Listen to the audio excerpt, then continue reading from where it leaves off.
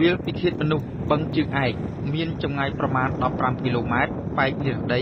ពីទីក្រុងភ្នំពេញស្ថិតនៅក្នុងភូមិរលួសសង្កាត់ជើងឯកខណ្ឌដង្កោក្នុងរបបខ្មែរក្រហមតំបន់វាលពិឃាតនេះជាកន្លែងទទួលសម្រាប់មនុស្សដែលគេបញ្ជូនមកពីគុកទួលស្លែងឬមន្ទីរស21ត្រូវពួកខ្មែរក្រហមហុំព័ទ្ធដោយរបងសាកសីនិងបន្លាលូសកម្ពស់ផុតក្បាលជាកន្លែងសម្រាប់ពិឃាតមនុស្សដែលជាអ្នកទោសមកពីគុកទួលស្លែងពេលគាត់ណាវាឃើញតែដល់សាកសពវារុំមុខចងសេកដៃអញ្ចឹងទៅបាទស្អុយវាពេញអញ្ចឹងទៅហើយក្នុងនេះមានកន្លែងជាគុកវាមួយអញ្ចឹងគុកបដៅទៅដែរទេជនរងគ្រោះស្ដាប់ទីនេះគឺស្រាញ់ដល់អ្នកចេះដឹងភាគច្រើនហើយពួកវាធ្វើឃាតនេះគឺច្រើនប្រាទៅដល់ឆក់សាច់ភ្លើងឆ្នាំពុលវិញធងចោផ្លាក់នឹងឡាក់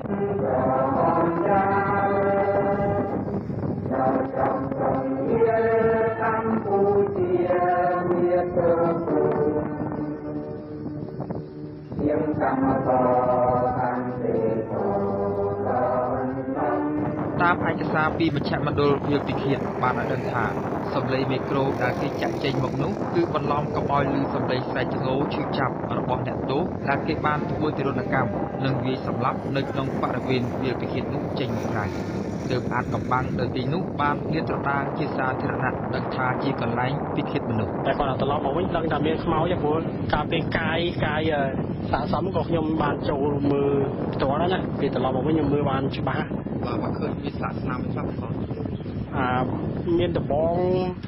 ងគុលស័យហ្នឹងហើយកំពុងទីបយើងហើយចបបោចប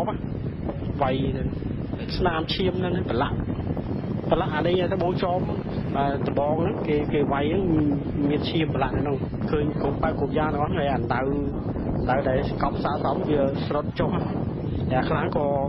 ពុលឡើងដូចថាថ្មីគេទៅហើមអញ្ចឹងណាពុលហើមចេញមកហើយខ្លះក៏តែខ្លះអត់ទាន់កប់ផងនៅតំបន់បឹងជើងឯកគេបានរកឃើញរណ្ដៅសាកសពរួមមានចំនួន129រណ្ដៅដែលគេជីកកកាយរកឃើញនៅតាមមាត់ស្រះស្ថិតនៅក្របនឹងមាត់បឹងជើងឯកនៅឆ្នាំ1980ប៉ុន្តែកាលនោះគេកោះកកាយបានតែ86រណ្ដៅប៉ុណ្ណោះដែលមានសាកសពចំនួនប្រមាណ8985នាក់ក្នុងនោះដែរគេឃើញមានរណ្ដៅកប់សាកសពរួមធំមួយដែលមានចំនួន450នាក់ក្រៅពីនេះមានរណ្ដៅសាកសពសម្រាប់ស្ត្រីនិងកុមារចំនួន100នាក់ស្ថិតនៅជាប់នឹងដើមអំពិលបារាំងឬហៅថាដើមច័ន្ទគិរីប៉ែកខាងក្រោយនៃមណ្ឌលពិឃាតមនុស្សបឹងជើងឯកដែលសាកសពក្មេងៗទាំងនោះពេជ្ឈឃាតបានសម្លាប់ដោយបោកនឹងគល់ឈើលោកនៅបន្ថនអះអាងថាករណីនេះអាចជាការពិតព្រោះគេឃើញគល់ឈើនៅទីនោះមានរលាត់សម្បកមានជាប់សក់និងឈាមព្រមទាំងមានឧបករណ៍សម្រាប់មនុស្ស